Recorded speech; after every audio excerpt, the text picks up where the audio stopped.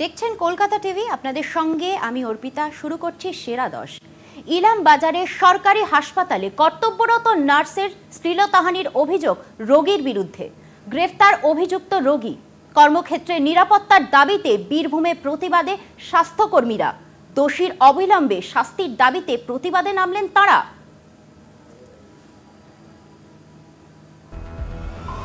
আরজিকরের ঘটনার পরও হুঁশ ফেরেনি। কর্তব্যরত নার্সের শ্লীলতাহানির অভিযোগ বীরভূমের ইলামবাজার ব্লক প্রাথমিক স্বাস্থ্যকেন্দ্রে। জরুরি বিভাগে চিকিৎসা করাতে এসে নার্সের সঙ্গে অশালীন আচরণের অভিযোগ রোগীর বিরুদ্ধে। শনিবার রাতেই অভিযুক্ত যুবক শেখ আব্বাস উদ্দিনকে গ্রেপ্তার করেছে পুলিশ। এমার্জেন্সি বিভাগে স্ট্রেচার থাকা অবস্থায় আব্বাস উদ্দিন নার্সের শ্লীলতাহানি করেছে বলে অভিযোগ। ওটাই যে পেশেন্ট আমার সাথে মিসবিহেভ করেছে, এটা যেন আর কারোর সাথে না হয়। একটা অন ডিউটি স্টাফের সাথে এরকম হচ্ছে, তো আমার না হয় এটা সব অন্য কারোর সাথেও হতে পারতো, আমার জায়গায় অন্য কেউ থাকতে পারতো না। তো ওই কারণে নিরাপত্তা তো অবশ্যই দরকার, আর ওই সময় তো কি আর বলবো, অবশ্যই দরকার। নাইট শিফটে ডিউটি করছি। নিরাপত্তা বলে কিছুই থাকে না, না কোনো সিকিউরিটি থাকে বা কেউ কিছু থাকে না। অফিসিয়ালি কেউ কেউ পোস্টেড আছে কিনা আমি জানি না, কিন্তু রাত্রে প্রায় একাই ডিউটি করতে হয়, একসঙ্গে আউটডোর পড়ে যায় এমার্জেন্সিতে। নিজেকেই লাইন মেনটেন করতে হয়, নিজেকেই সমস্ত কিছু চিকিৎসা করতে হয়। না সিকিউরিটি ব্যবস্থা আছে না কিছু আছে, কোনো ব্যবস্থা নেই। অভিযুক্তকে গ্রেপ্তার করলেও কর্মক্ষেত্রের নিরাপত্তার দাবিতে সোচ্চার স্বাস্থ্যকর্মীরা। রবিবার ইলামবাজার থানায় জমায়েত করেন স্বাস্থ্যকর্মীরা। কর্মক্ষেত্রে নিরাপত্তা, দোষীর শাস্তি এবং এই ঘটনার যেন পুনরাবৃত্তি না হয় 3 দফা দাবি নিয়ে মূলত এদিন রাস্তায় নামেন স্বাস্থ্যকর্মীরা। এখানে আমরা একটাই দাবি করব যে দোষীর যাতে শাস্তি হয়। এই দুদিন মিডিয়া কভারেজ করলো, ফেসবুক ইউটিউবে ভাইরাল হলো, এটা আমরা চাই না। যাতে এটার মানে পার্মানেন্ট কোনো সলিউশন হয় সেটাই চাইবো। আর যাতে আমাদের প্রোটেকশনটা দেওয়া হয়, যাতে এই রকম ঘটনার পুনরাবৃত্তি কখনো কোথাও না হয়, সেটা আমরা চাইছি। আর দোষীর চরমতম শাস্তি চাইছি। শনিবার রাতের ঘটনার পর এদিন ইলামবাজারে ব্লক প্রাথমিক স্বাস্থ্যকেন্দ্রে জরুরি বৈঠক বসে। বৈঠকে উপস্থিত ছিলেন সিএমওএইচ, ইলামবাজার ব্লক প্রাথমিক স্বাস্থ্য আধিকারিক, ইলামবাজার থানার ওসি সহ স্বাস্থ্যকর্মীরা। মূলত নিরাপত্তা বিষয় নিয়েই আলোচনা হয় এদিনের বৈঠকে। রাত্রে সুরক্ষার জন্য অলরেডি সরকারিভাবে যে সমস্ত ঘোষণা করা হয়েছে, প্রিন্সিপাল সেক্রেটারি হেলথ যেগুলো বলেছেন সেগুলো এসপির সঙ্গে আলোচনা হয়েছে। রেসপেক্টিভ আইসিদের সঙ্গে বিএমওইচ এবং বিডিও সাহেবরাও আলোচনা করেছেন। কিছু কিছু জায়গায় এখনও হয়তো সেই জিনিসটা হয়নি, সেটা নিশ্চয়ই কার্যকরী হবে এবং রাত্রের যে সুরক্ষা সেটা আরও ভালো হবে আমি আশা করছি। এই ব্যাপারে আমি পুরোপুরি আশাবাদী। সব যে জায়গায় ফাঁকা জায়গা আছে, যেখানে লাইট নেই, কম লাইট, সেগুলোতে লাইট দেওয়ার ব্যবস্থা করছি। যেখানে সিসিটিভি লাগবে মনে হচ্ছে আমাদের সিসিটিভিও দেওয়ার করবো। আর পুলিশ যতটা সংখ্যক আমাদের ক্যাপাবিলিটি অনুসারে সেই পুলিশ আমরা ওখানে দেবো। পোস্ট রয়ে গেল আরজিকরের ঘটনার মাঝেই ইলামবাজারে এ ধরনের ঘটনায় নিরাপত্তা নিয়ে কিন্তু বারবার কিন্তু প্রশ্ন তুলছেন সকলেই। বীরভূমের ইলামবাজার থেকে মনাবীর বংশী, কলকাতা টিভি। শাসক নেতার মুখে ভাষা সন্ত্রাস, বিরোধীদের কুকথা বলে বিতর্কে জড়ালেন অরূপ চক্রবর্তী। সারমেয় বলে সম্বোধন বিরোধীদের।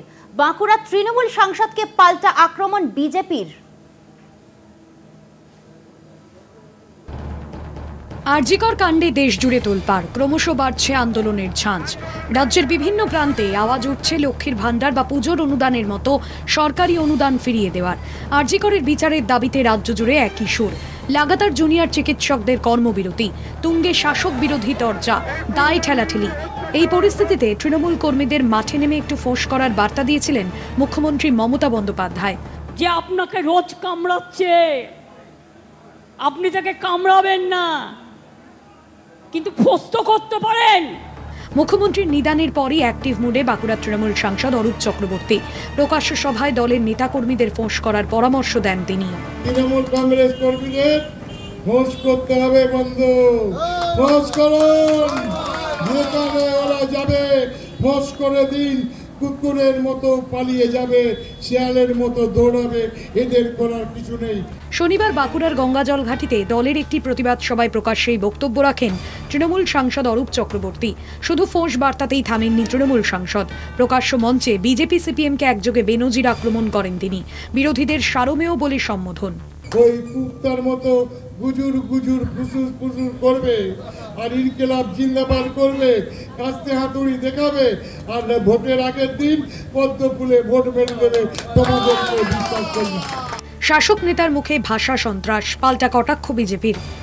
সারা বাংলা জুড়ে প্রতিবাদের ঝড়ের সঙ্গে সঙ্গে বাঁকুড়ার রাস্তাতেও লোকজন দেখে অরূপবাবুর মাথা গন্ডগোল হয়ে গেছে। তাই উনি মার্জিন 32,000টাকে ইচ্ছে করে মিথ্যে কথা বলছেন বা ভুল বলছেন 2,42,000। আর তৃণমূলের লোকেরা প্রতিবাদ দেখে ঘুমিয়ে পড়েছে, তাই ওনাকে জাগাতে হচ্ছে আর ফোঁস করতে বলতে হচ্ছে। কিন্তু মনে রাখবেন, বাংলার মানুষ যেভাবে জাগ্রত, ফোঁস করলে বা ওই বিষ দাঁত দেখালে বিষ দাঁত ভেঙে দেবে আর সাপকেও ডান্ডা মেরে ঠান্ডা করে দেবে। মেয়েদের রাত দখল নবান্ন অভিযান থেকে বন্ধ, রাজনৈতিক তর্ক বিতর্ক তো চলছেই, কিন্তু এইভাবে প্রতিবাদে কি বিচার পাওয়া যাবে, নাকি বিচারকে সরিয়ে সামনের সারিতে এখন রাজনীতি? প্রশ্ন একটাই, বিচার চেয়ে প্রতিদিনের এই অপেক্ষার শেষ কবে? বাঁকুড়া থেকে বিশ্বনাথ ভট্টাচার্যের রিপোর্ট, কলকাতা টিভি।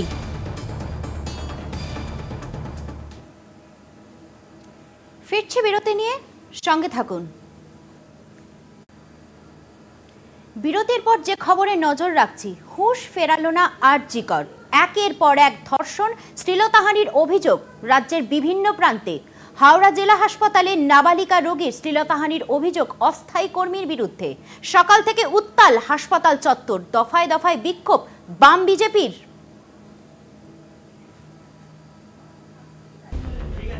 নিউমোনিয়া আক্রান্ত নাবালিকা রোগীর শ্লীলতাহানির অভিযোগ হাওড়া জেলা হাসপাতালে।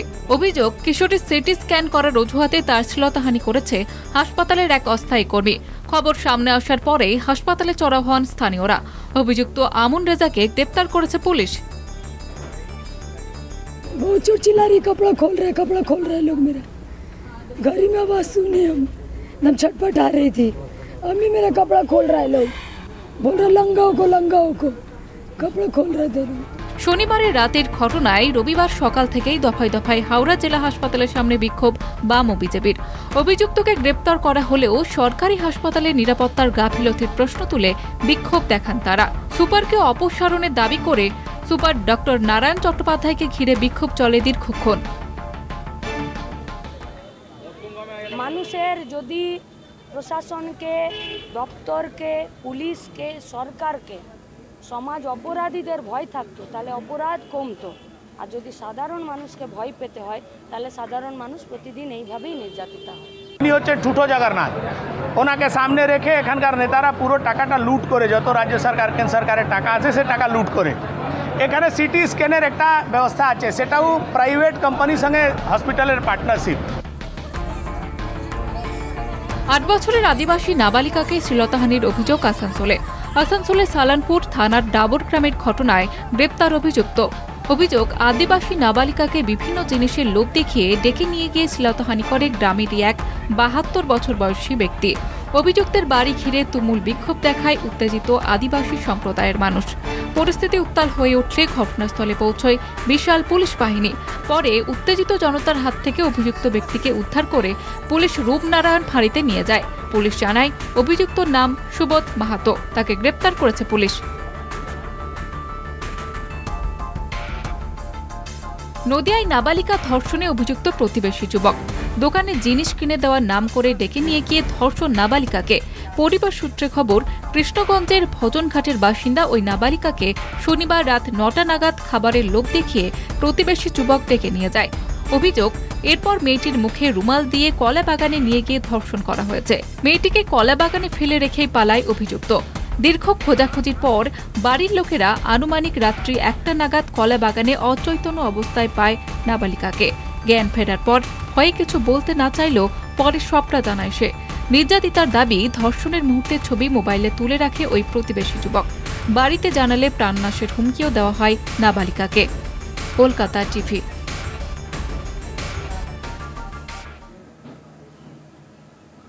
আন্দোলন কর্মবিরতির মাঝেই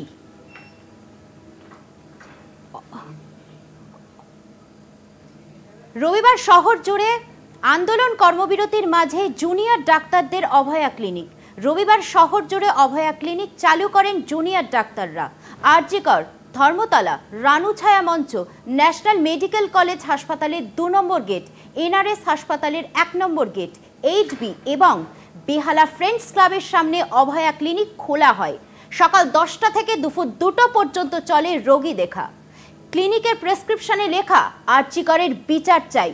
রোগীদের পরিষেবা দিতে চান, কিন্তু হাসপাতালে নিরাপত্তার অভাব বোধ করায় পথেই রোগী পরিষেবা দিতে এই ক্লিনিক, জানিয়েছেন আন্দোলনকারী জুনিয়র ডাক্তাররা।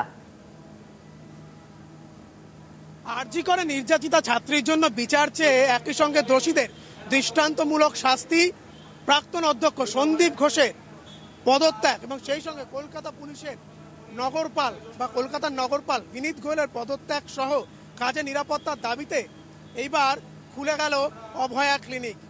ওয়েস্ট বেঙ্গল জুনিয়র ডক্টরস ফোরামের তরফ থেকে শহর কলকাতার বিভিন্ন জায়গায় এই অভয়া ক্লিনিক খোলা হয়েছে। আমি এই মুহূর্তে রয়েছি ধর্মতলা চত্বরে এবং এখানে তারা যে ক্লিনিক খুলেছে সেই ক্লিনিকের ছবিটা একবার একটু দেখাবো। একটি হাসপাতালে যে ধরনের পরিষেবা মেলে, অর্থাৎ যে ডিপার্টমেন্টগুলো থাকে, ইএনটি, অর্থ থেকে শুরু করে পেডিয়াট্রিক, গাইনি, বিভিন্ন বিভাগ এখানে খোলা হয়েছে এবং সেখানে জুনিয়র ডাক্তাররা তাদের পরিষেবা দিচ্ছেন।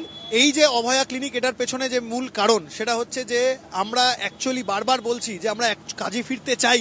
আমরা জুনিয়র ডাক্তার, আমরা কাজ শিখতে এসেছি, আমরা ডাক্তারি শিখতে এসেছি, আমরা কাজে ফিরতে চাই, কিন্তু সেই পরিবেশ হাসপাতালে নেই।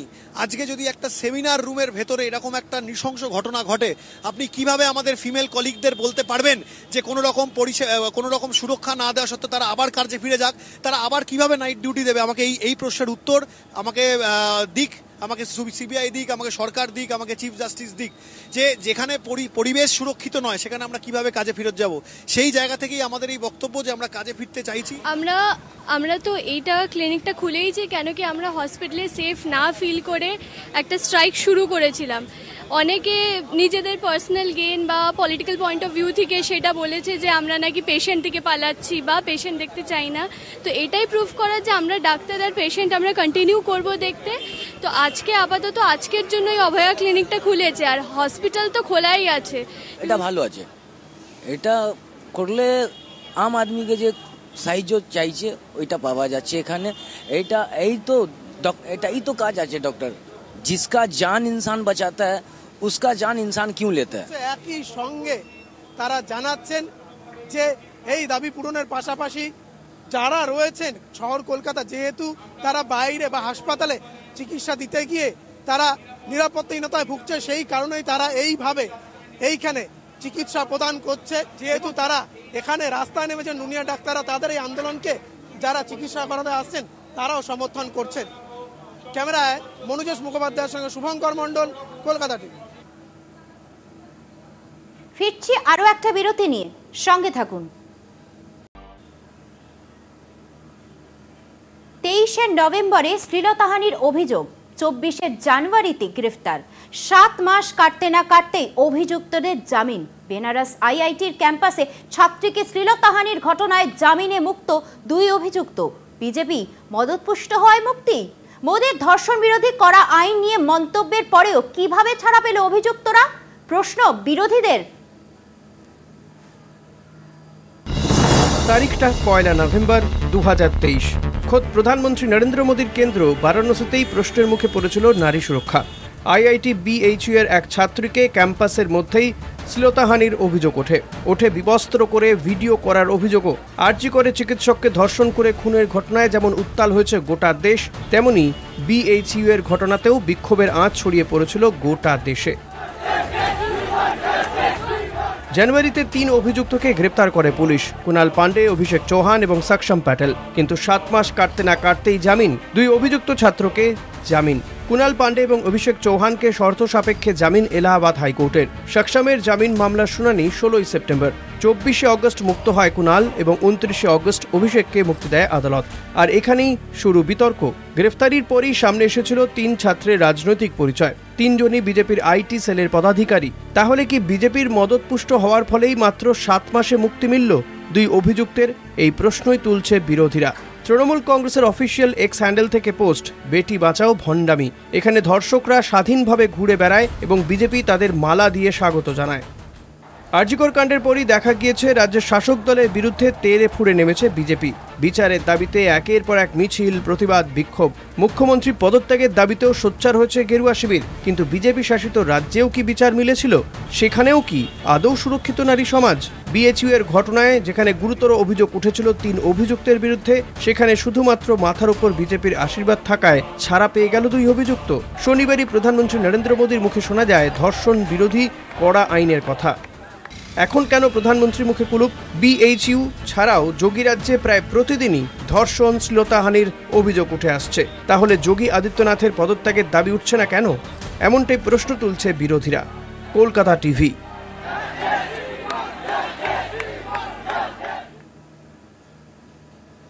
কলকাতা এবং হাওড়াবাসীর জন্য সুখবর। সপ্তাহের অন্য দিনের মতো রবিবারও হাওড়া ময়দান এসপ্ল্যানেড পর্যন্ত ছুটল মেট্রো। গঙ্গাবঙ্গে মেট্রো চালুর পর থেকে রবিবার বন্ধ থাকতো ওই পরিষেবা। এবার রবিবারও গ্রিন লাইনে ছুটল মেট্রো। প্রথম মেট্রো ছাড়ে দুপুর 2:15 নাগাদ। 15 মিনিট অন্তর মিলবে মেট্রো। শেষ মেট্রোর সময় রাত 9:45। যাত্রী সাধারণের কথা ভেবেই রবিবারে এই পরিষেবা চালু করা হলো বলে জানিয়েছে মেট্রো কর্তৃপক্ষ। পুজোর মুখে রবিবার গঙ্গাবঙ্গে মেট্রো ভালোই ভিড় হয়েছিল। রবিবার থেকে গ্রিন লাইনে মেট্রো চলায় খুশি যাত্রীরা। 6 মাস অতিক্রান্ত এই গঙ্গার নিচের মেট্রো পরিষেবা। গ্রিন লাইন 2 এর স্প্ল্যানেড থেকে ময়দানে রবিবার মেট্রো প্রথমবারের জন্য। 1 সেপ্টেম্বর থেকে পরীক্ষামূলকভাবে রবিবার চলবে এই মেট্রো। মানুষের ফিডব্যাকটা আমরা নেওয়ার জন্যই আমরা নিজেরাও ট্রাভেল করেছি, আর মানুষের ফিডব্যাকটাই আমাদের কাছে আসল। তারা চাইলে আমরা বাড়াবো, আমরা এই সার্ভিস কন্টিনিউ করব। আমরা আগেও বলেছিলাম এটা এক্সপেরিমেন্টাল বেসিসের সার্ভিস। মানুষ কেমনভাবে এটাকে অ্যাকসেপ্ট করছে। আর তাছাড়া আমাদের একটা প্রবলেম হয়ে আছে মেনটেন্যান্সের। এই মেনটেন্যান্স করার জন্য আমরা অনলি সানডেটাকে পাই। এবং আপনারা জানেন হয়তো কেএমআরসিএলে যে কাজটা হয় আমাদের, যেটা ওই বউবাজারে, সেক্ষেত্রেও এইটাই একটা দিন থাকতো। তো সেটাকেও আমি একটু খানিকটা জোরজবস্তি করে এটা কাটেলমেন্ট করে এইখানটা নিয়ে নিয়েছি, শুধুমাত্র যাত্রীদের কথা ভেবে। রবিবার দিন তো তুলনামূলকভাবে বাস টাস কম চলে, তাই মেট্রোতেও ভিড়টা একটু কম, তো সেই দিক থেকে তো ভালোই হবে। না, আমি উইকলি যাতায়াত করি। আমি ইগনো স্টুডেন্ট, সপ্তাহে 2-3 দিনই আসি। ভালোই লাগছে। এমনিতে মেট্রোর আজকে প্রেসারটাও কম। যাত্রীদের ভিড় চোখে পড়ার মতো এসপ্ল্যানেড স্টেশনে। অনেক সুবিধা হবে। বেসিক্যালি আমি তো বেহালা থেকে আসছি, তো ময়দান মানে একদম কম সময়ের মধ্যে, আর আজকে রবিবার এমনি ঘোরাঘুরির ব্যাপার থাকে, তো বন্ধুরা আসছে অলরেডি, এই ট্রেনেই আছে আমার বন্ধুরা। একদম সুবিধা, মানে খুবই সুবিধা হলো যে রোববারও চালু হয়ে গেল। একদম চোখে পড়ার মতন ভিড় দেখা যাচ্ছে এই রবিবারের সার্ভিসে। রবিবার অনেকেই ঘুরতে যাওয়ার জন্য ব্যবহার করছেন গঙ্গার নিচের এই মেট্রো পরিষেবা।